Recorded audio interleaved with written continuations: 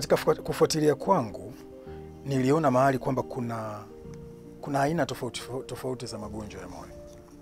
Kuna aina ngapi za magonjwa ya moyo? Na kama zipo tofauti ni zipi hizo?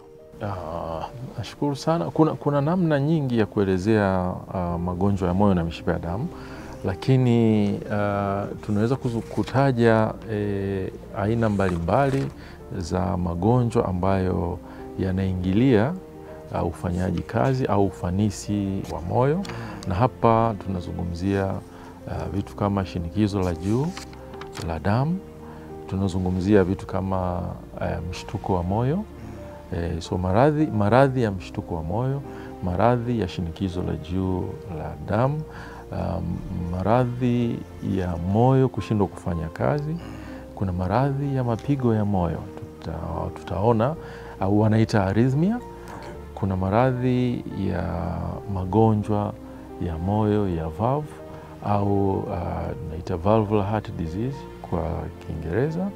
Kuna magonjwa ya moyo ya kuzaliwa nayo, hapa tunazungumzia congenital heart disease, yale ambayo mtu anazaliwa nayo kutoka kwa wazazi wake.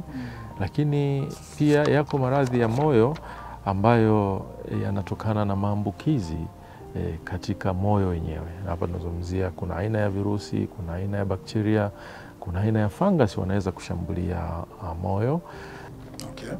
Ndio, lakini katika picha pana ni kwamba maradhi ya moyo yanaweza kugawanyika katika mafungu mawili, ambapo tunaweza kusema ni maradhi yale ambayo watu wanazaliwa nayo au congenital heart disease, na maradhi mengine ambayo tumeyataja basi ni yale ambayo mtu anayapata akiwa tayari amekwisha zaliwa, kwa maana ya kwamba ni maradhi yanayotokana kutokana na mwingiliano wa binadamu na athari zitokanazo na vihatarishi mbalimbali ambavyo vipo katika mazingira ambayo mwanadamu anaishi.